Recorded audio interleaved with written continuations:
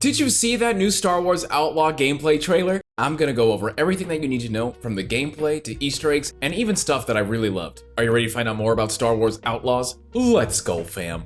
So in the first few seconds of the gameplay trailer, it has an insane amount of Easter eggs. First off, we see the Han Solo dice scattered amongst the table, and of course in the CGI trailer, we also saw Han Solo in carbonite. And if you know about this time in the Star Wars galaxy, Han Solo didn't just arrive in Jabba's palace. So I wonder if we're going to see a little bit of that story from the comics and the expanded universe inside the video game. Next to that, you see the Pizak cards that we see in, of course, Han Solo. We see this awesome Pike helmet. And of course, the Pikes are one of the biggest crime syndicates in all of Star Wars, and we've seen them in Han Solo and the Book of Boba Fett. And of course, that giant crystal is a Kyber crystal, which I believe might suggest what we're going to be stealing in the Great Heist later in this game. And to further that reinforcement, we also see a Pike in the CGI trailer scrutinizing the Kyber crystal. I'm wondering if the Pikes are actually trying to get their hands on some Death Star tech. They already are one of the biggest factions in all of Star Wars, and if they do get their hands on something similar to a Death Star laser, well, the Outer Rim isn't going to be the only thing that they have the threat to control.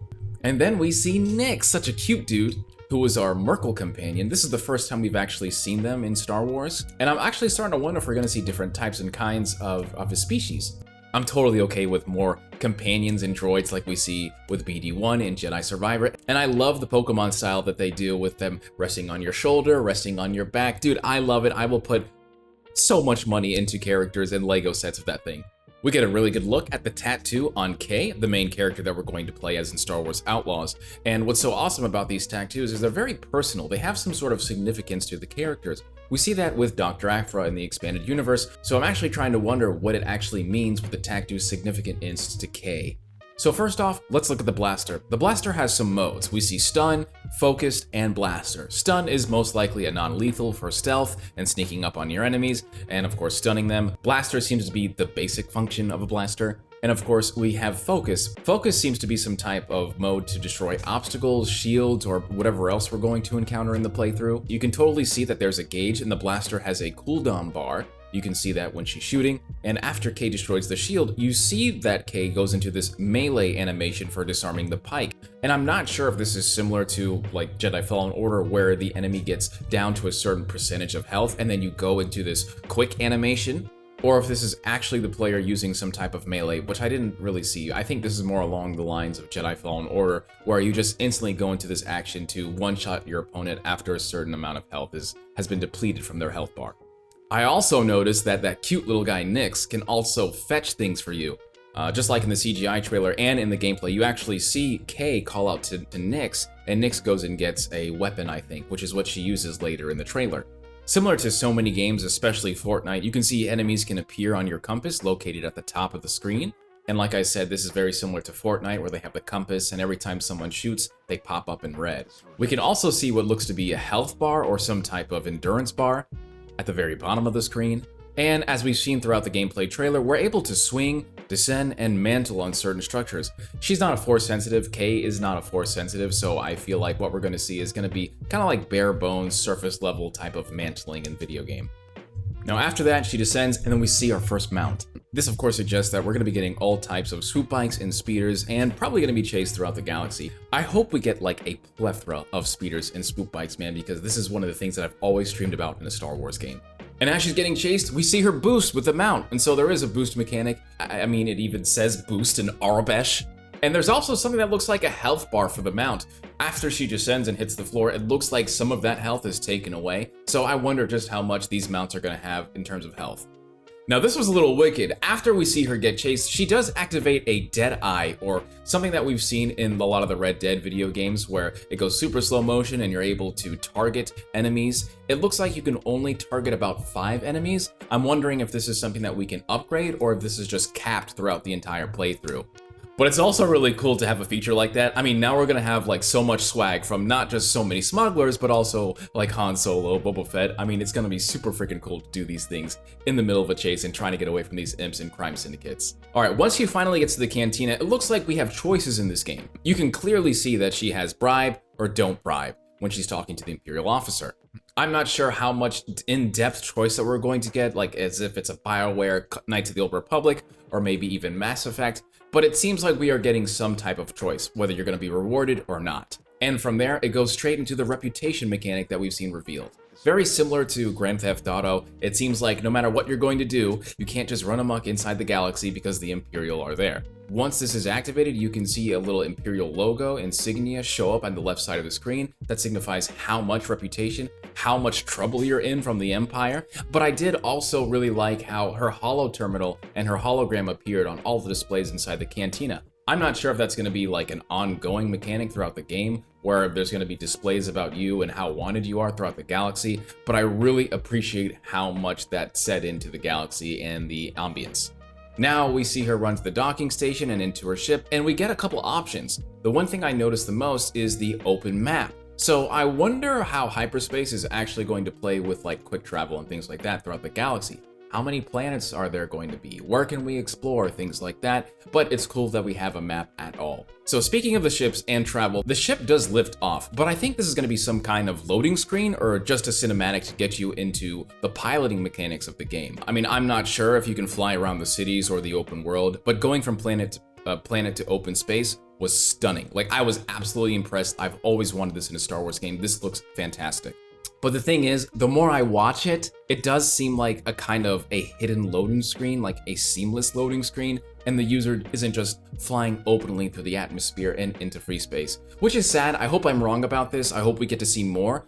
It just seemed like this is a hidden loading screen or some type of cutscene to give you the illusion that it's seamless. I also just love how the game tells you where you're located, and there's even a hyperdrive mechanic featured in the game. So now we're totally gonna feel that adrenaline kick when we punch it and leave into hyperspace, just like all the original trilogy movies. I've always loved that. Now we're gonna feel that stress of trying to evade Imperials. It's gonna be sick. Now about the ship combat in outer space. We see quite a few options in our ship during combat. There's even a repair logo, so I wonder if this is going to upgrade throughout the game as well. I don't know if there's going to be some sort of skill tree or shops or things that where you can invest into abilities and perks, but I'm very curious about how this is all going to work, or if we're just capped at a certain rate for not just, you know, our character in terms of like shooting and the Jedi mechanic, the slow motion mechanic, but also our ship. Can we upgrade it? Can we do things like that? What's happening? And then this is one of the coolest things that I saw with the space combat.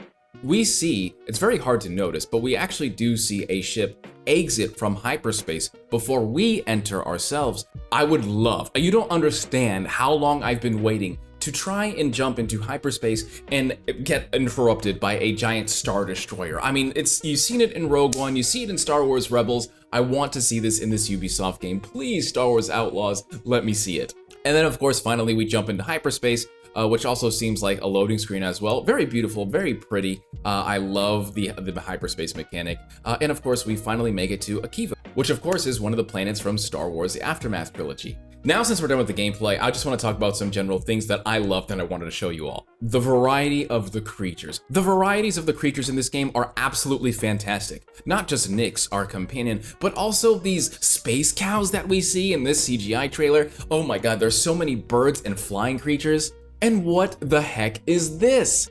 It looks like a dragon dog or bison thing. I don't know what it is. I want to know what it is, and I need it now. Also, did you notice a lot of the graffiti? We see an Imperial Trooper paint or graffiti that looks almost similar to the type of helmet that we see in Purge Troopers. There are so many posters and forms of art on the cantina. Star Wars doesn't have a lot of graffiti. We really only have seen it in live action in The Mandalorian. So getting more of this inside an open world in ambience is going to be fantastic, and I love that.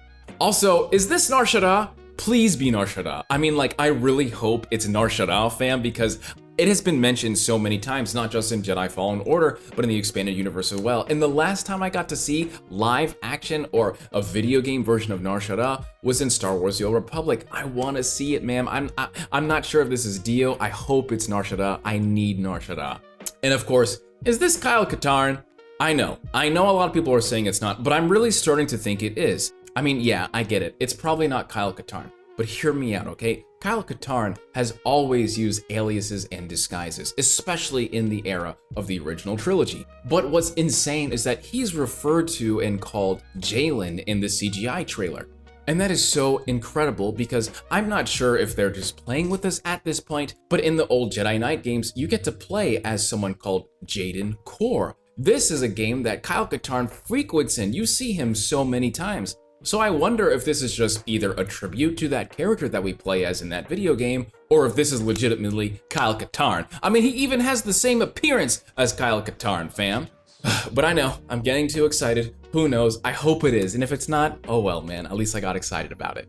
Also, I'm just loving the absolute ambience in this game. I'm so big on Star Wars ambience. I watch videos all the time from gameplay like Battlefront, the MMOs, of course, Star Wars Galaxy and Star Wars The Old Republic, so I'm huge on ambience. I just loved the NPCs engaging. You see so many speeders going throughout the town. I just love how these characters are enjoying their lives in this Star Wars game. Open world. The ships were also so impressive looking. I love how the ships were also something that they were just flying over, existing in the world. I love seeing the Imperial transport fly overhead. And of course, one of my favorite ships, especially in the last couple of years, which is the Batu or Galaxy's Edge Utility P transport ship, and even our own ship, which I hope that we can customize and improve. Because man, I just want something beautiful that I want, that I feel like my crew can be in. That's what I want. But outside of that, I do have some questions about this game.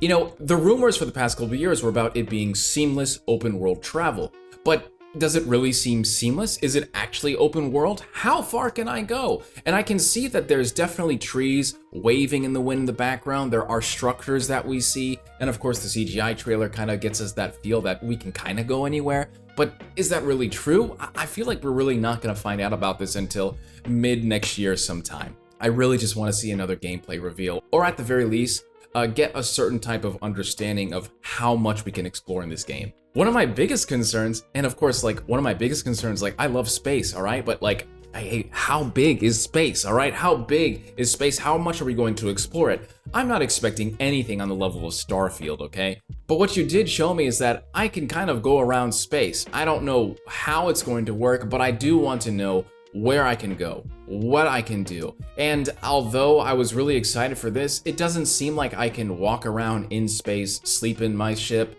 and of course, walk around and enjoy my companions that are on it like Jedi Survivor. I'm not sure if this is going to be the game like that. Outside of that, fam, I thoroughly enjoyed this gameplay and this reveal. And I hope you all enjoyed it too. But I can't wait. I just want to know more. I hope you all enjoyed this breakdown. Let me know if there is anything that I missed or something that you're excited about, especially mechanics and gameplay. I will do my best to speculate as responsibly as I can, but I can't, fam, all right? It's a Star Wars game. I'm excited. It's open world Star Wars. How much do we get of that? We don't get a lot of it, all right? So I'll see you around. Make sure you subscribe, apprentices and acolytes, and I'll see you. Deuces.